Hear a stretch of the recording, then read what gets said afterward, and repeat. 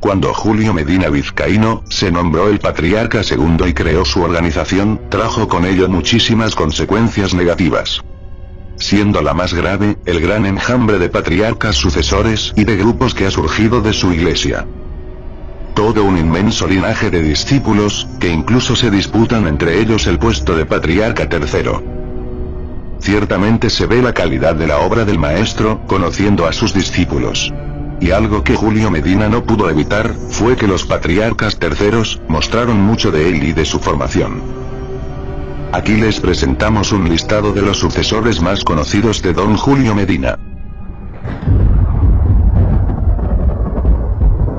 Número 9. El noveno lugar, es para el boliviano Juan Santa Cruz Torres, alias Yeo Guanzón. Se nombró patriarca tercero, discípulo de Melquisedec y el juez de las religiones. Abandonando a Julio Medina. Juan Santa Cruz, fue un político candidato a la presidencia de Bolivia en las elecciones del año 1985.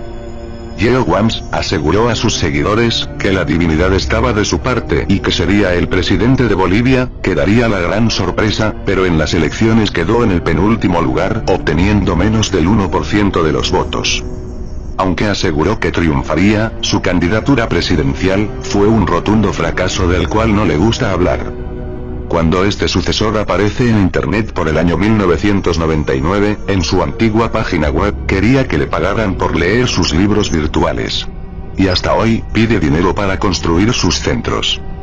Está radicado en Puerto Rico y dice ser maestro Rosacruz, pero sus libros son plagios de obras gnósticas. Entre sus delirios, este personaje mencionó que iba a realizar trabajos para que Bolivia tuviese acceso soberano al mar antes del 2010.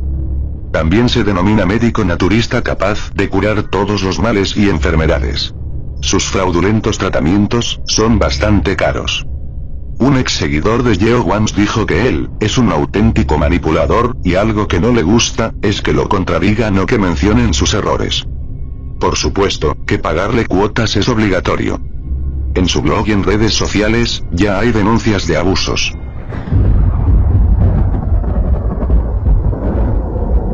Número 8. El octavo lugar lo ocupa el boliviano David Serrate Pérez, alias el Kumarar Kaom Zanoni Figluz, alias el Tahuamanú. También se nombró Cristo Rojo de Acuario. Es el fundador de la iglesia gnóstica esenia de la Orden de Melquisedec, un fraude del cual han salido varios estafadores y farsantes. David Serrate comenzó como discípulo de Julio Medina, quien le nombró sacerdote, pero se cambió a Kelium Zeus convirtiéndose en un sobresaliente discípulo. Por sus ansias de poder y riqueza, dejó a Kelium y formó su propio negocio. Tahuamanú sustenta su autoridad patriarcal en una carta falsificada en que se le nombra Gran Restaurador. Y en un organigrama cósmico, en que él se ubica debajo del Cristo cósmico. Entre sus delirios, él se presenta como el gran develador del Pistis Sofía en 2 tomos. Sacerdote e instaurador de la Orden de Melquisedec. Y como la reencarnación del Manu Vaivasvata, del ángel Zakaki, de Zacanón, de Amonio Sacás, de Solón, de Zenón, y de Platón. También dice ser Orifiel, el señor de Saturno, el séptimo de los cosmocratores. Su doctrina sucesora, añade varios ritos y culto a su personalidad. El Tahuamanú exige a sus seguidores, que le entreguen el diezmo, y no duda en maldecir o tratar de traidores a quienes no le pagan las cuotas. Tiene pocos seguidores, pero es muy activo en internet. Número 7. El séptimo lugar, lo ocupa Jorge Medina Barranco, quien recibió el nombramiento de su padre, Julio Medina. Un testamento escrito por su padre en 1992, avalaría su grado de patriarca sucesor. Aunque, varios discípulos de Julio Medina ya le han pisoteado el fraudulento puesto de patriarca tercero. El nombramiento fue en Colombia, en 1994, siendo ungido por Olmedo Palomino, quien después, le quitó el cargo de patriarca y a gran parte de los seguidores. Jorge Medina, parece un trotamundo del coaching patriarcal. Un fraudulento salpicón de las creencias turbias y corrompidas de los patriarcas Medina, mezclado con existencialismo. Un estudiante gnóstico, nos dijo que Jorge Medina parece ser un caso del ignorante vanidoso, que se creía el cachorro de león, que es mencionado en el libro El misterio del áureo florecer. Jorge Medina, trata de figurar como gran maestro del Zen, pero solo habla de lo que no conoce haciéndose pasar por iluminado. Aunque, habla de la paz y la felicidad, es bien sabido que no le gusta que le contradigan, que todo lo adverso le molesta, que tiene un carácter muy autoritario e irascible. Típico de los tiranos religiosos. Siendo colombiano, se nacionalizó español, y no le gusta que lo relacionen mucho con la obra de su progenitor. Pero al igual que su padre, exige a sus seguidores el pago mensual de cuotas, de cursos, seminarios y todo lo que puede cobrar. También reniega de Samael, calificándolo de ignorante y con una obra llena de equivocaciones. A diferencia de su padre, Jorge Medina salió mucho más astuto, pues se ha asegurado que sus fechorías y escándalos no salgan a la luz pública. Número 6. El sexto lugar, lo tiene el colombiano Olmedo Palomino Sánchez, alias Hi-Chin. Olmedo Palomino, como monseñor de la iglesia de Julio Medina, en 1994 participó en el ungimiento de Jorge Medina como patriarca sucesor, pero por el año 2000 le retiró ese grado, nombrándose él como patriarca tercero. Olmedo Palomino se nombró patriarca, por un sueño revelador que tuvo, pisoteando el testamento que dejó Julio Medina y a su hijo.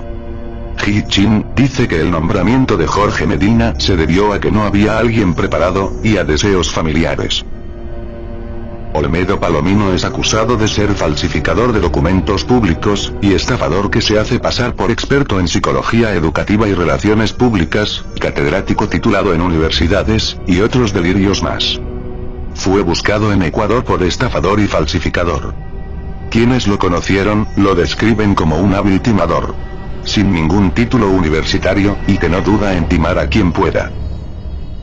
Como patriarca sucesor tuvo un desvergonzado cambio de mujer. Por internet, afirma cosas como que los maestros le dictaban las canciones a Michael Jackson, para cambiar al mundo. Parece que es el único que reconoce a don Julio Medina, como su gran maestro. Olmedo Palomino está muy activo en internet, difunde en foros sus mensajes patriarcales. Número 5. El quinto lugar, lo ocupa el colombiano Álvaro Tobar Zapata, alias Igazán Bindú. Álvaro Tobar dijo que recibió una iniciación en Egipto, que lo llevó a tomar como maestro a Julio Medina por 1978. Pero lo abandonó, porque no le aceptó sus creencias Hare Krishna. Al conocer sobre Igazán Bindú, cabe preguntarse si su mitomanía y perversidad ya llegaban a la demencia. Igazán Bindú se nombró el Cristo de la era, diciendo que Samael era solo su mensajerito, y que todos los maestros estarían bajo su perverso mandato en la Edad de Oro. Por internet, exigía dinero para acceder a su escuela virtual. Sus devotos dijeron que él terminó enriquecido. Por mencionar algo de su doctrina, enseñaba los sacrificios de fuego, que consistían en una fogata en que los participantes lanzaban a las llamas granos de arroz, repitiendo, Hare Igazán, Hare Bindú. Según Igazán, así se eliminaban pecados y karmas de vidas pasadas. Igazán enseñaba las cadenas de muerte que duraban 3 horas, pero que ni a él le sirvieron. A sus seguidoras les decía que él, en una encarnación anterior, había tenido 1000 esposas, a las cuales les había construido un palacio a cada una, que ellas habían sido algunas de esas esposas, y que amar a Igazán Bindú nunca es un pecado. A sus seguidores, les dijo que en el futuro los maestros andarían como motociclistas pandilleros, en motos y llenos de tatuajes. Sus devotos le regalaron una moto Harley Davidson. Igazán no dudaba en usar la violencia en contra de sus seguidores, indicándoles que era la misericordia de Bindú.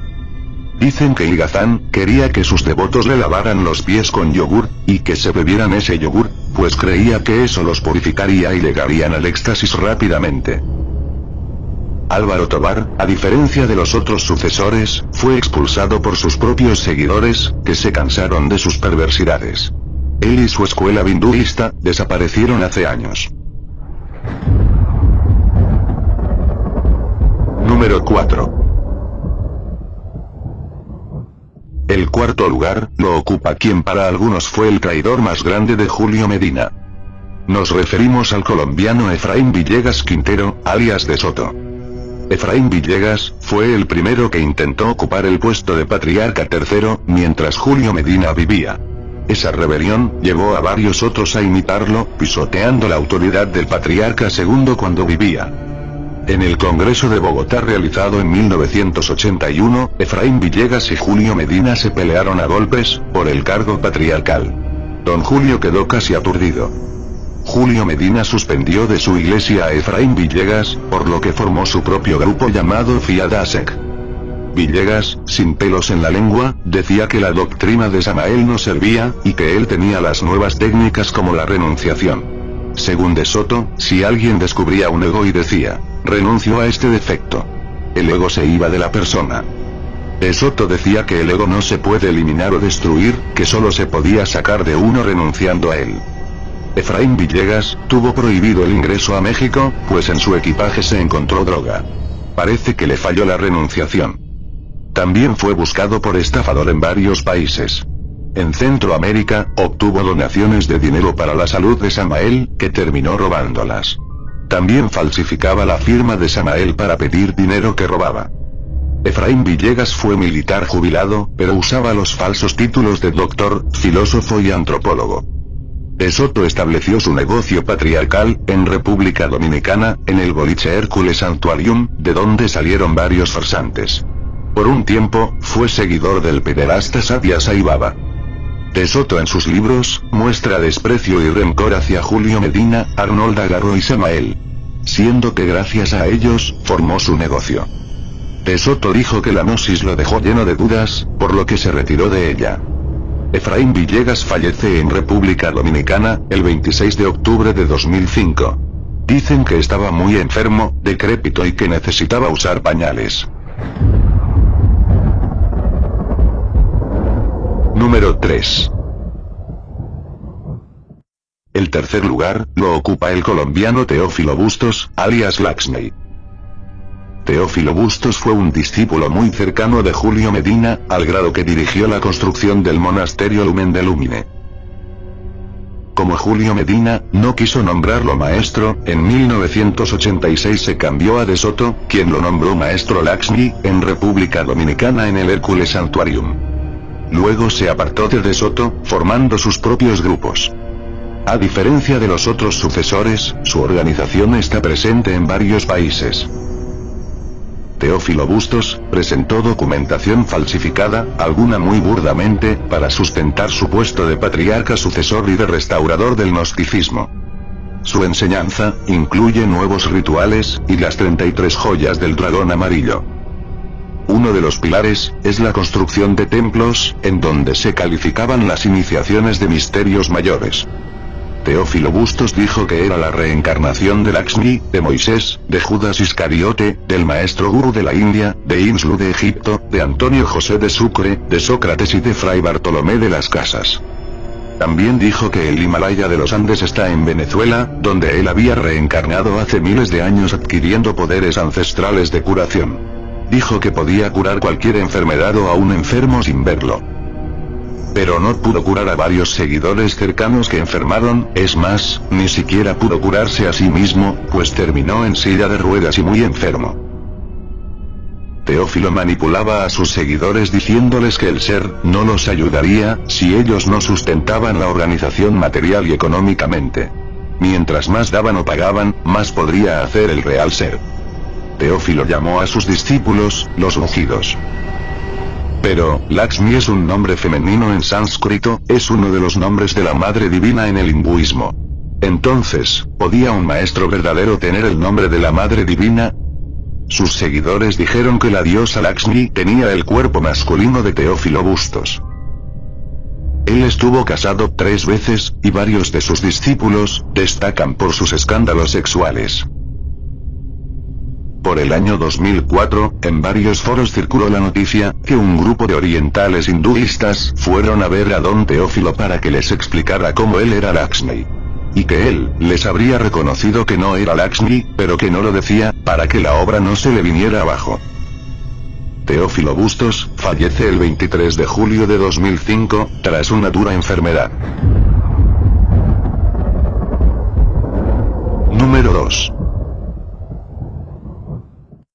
Al llegar a este lugar, se puede ver que la gnosis desaparece casi por completo, siendo reemplazada por ocurrencias y creencias tan absurdas que da para pensar cómo hay gente que crea en esas cosas.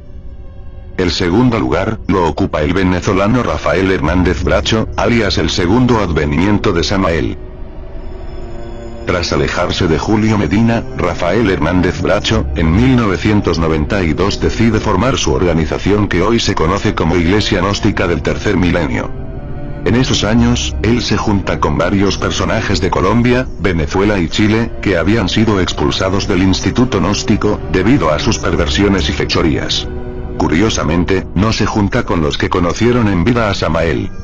Sus secuaces mencionaban que la obra de Samael se había perdido por completo, y que Rafael Hernández Bracho era un maestro que se ofreció para encarnar al Logos Samael, convirtiéndose en su segundo advenimiento.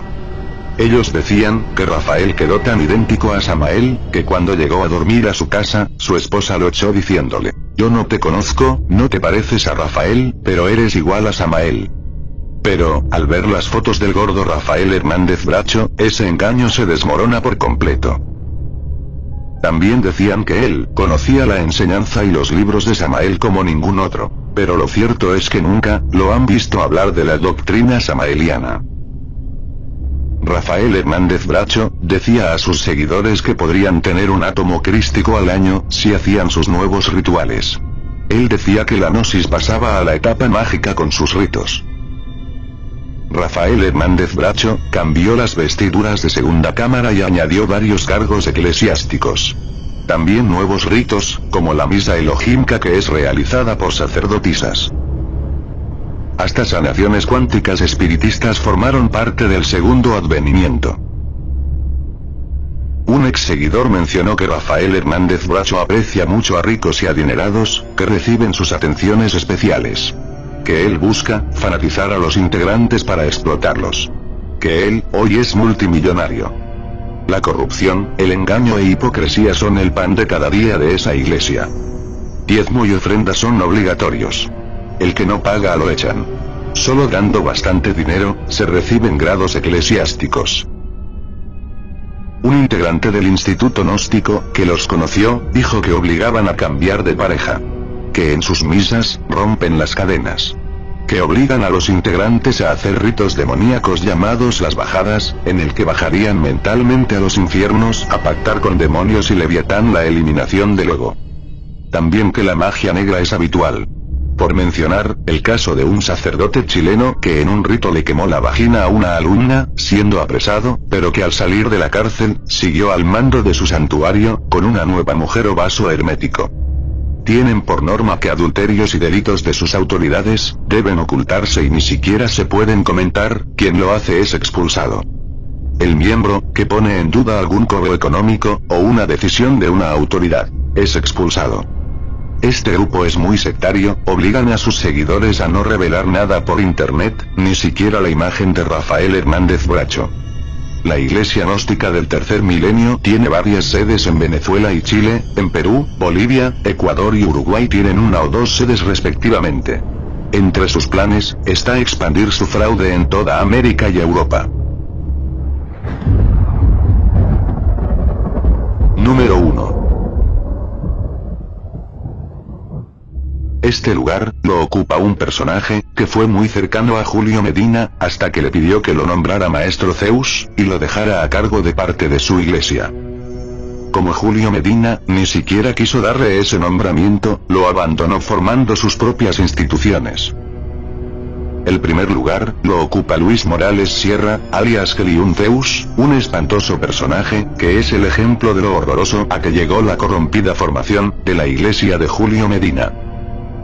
En un principio, Helium Zeus lucía una carta falsificada en que aparecía como el restaurador del gnosticismo.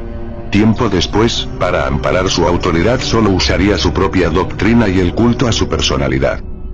En esos años, ya no se llamaba sucesor o patriarca, y pasó a creerse Dios. Keriun Zeus se presentaba como el creador y sustentador del universo, el forjador de la ley divina, el timón y salvador del mundo, la luz de luces. Y como la reencarnación de Jesucristo, de Jehová, del Dante, de Nostradamus y de Daniel, y varios más. Entre sus numerosos delirios de mitomanía, Keriun decía que él había formado todo el universo con sus lágrimas. Keriun creó varias organizaciones sectarias, la más conocida es el Patriarcado de la Santa Iglesia Tao Cristiana Universal. También creó un nuevo lenguaje, llamado Caste Sacro, porque encontraba al español un idioma negativo.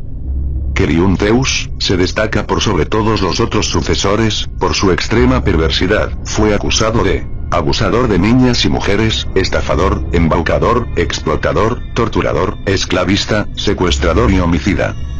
Sí, seguidores de Keriun que iban a declarar en un juicio en su contra, fueron asesinados. También aparecieron asesinados varios proveedores a los que les debía dinero. La investigación de la Fiscalía colombiana apuntaba al círculo cercano de Keriun. Fue acusado de pederasta, que abusaba de niñas vírgenes. Keriun andaba con niñas de pelo largo menores de 15 años. Decía que ellas eran las ofrendas de su pueblo o al dios en la tierra. Pero también abusaba de las seguidoras que iban a casarse, ya que debían estar con él primero. Su perversidad no tenía límites. Se dice que en una Semana Santa, reunió a sus seguidores en el salón del monasterio Kanda, y apareció vestido con ropas demoníacas, diciendo: «Soy Satán el divino, putas». Obligaba a sus seguidores a que lo avalaran, y luego no pagaba.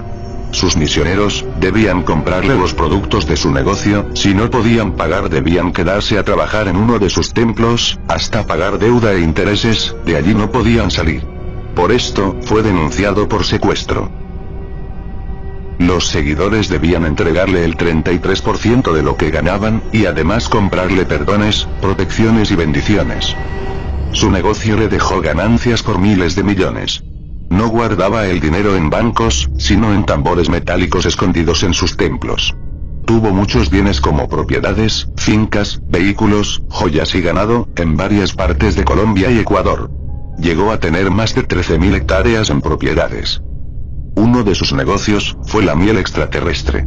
Una botellita se vendía en más de $100, con el engaño de que curaba todas las enfermedades.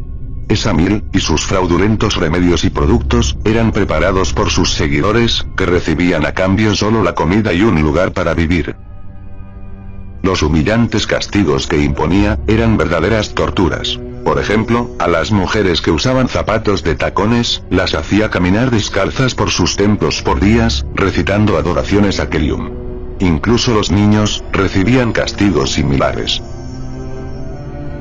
Todo lo mencionado, es poco, tomaría mucho tiempo hablar de todas sus fechorías.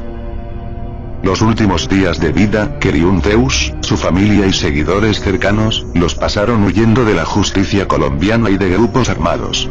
Y su final, no podía ser distinto a la vida que llevaron e hicieron llevar a otros.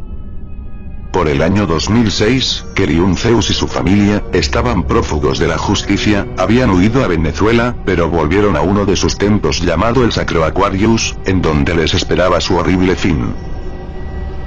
Un grupo armado, torturó salvajemente a Keriun y a su hijo, fueron baleados y pisoteados hasta que sus rostros quedaron deformados.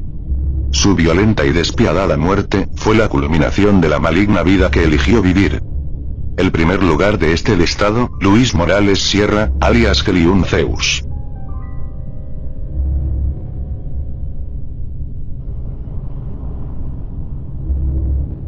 Julio Medina Vizcaíno, escribió un libro llamado Mis amigos no me conocen, mis enemigos me desconocen, yo soy un constructor.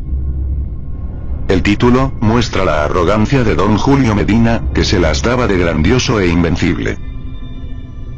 Después, él debió haber escrito otro libro, uno más cercano a la realidad que ayudó a formar, y un título apropiado hubiera sido: Mis amigos ya me conocen, pero yo no conozco a mis discípulos sucesores, yo soy un gran constructor de mitómanos. Por Julio Medina Vizcaíno.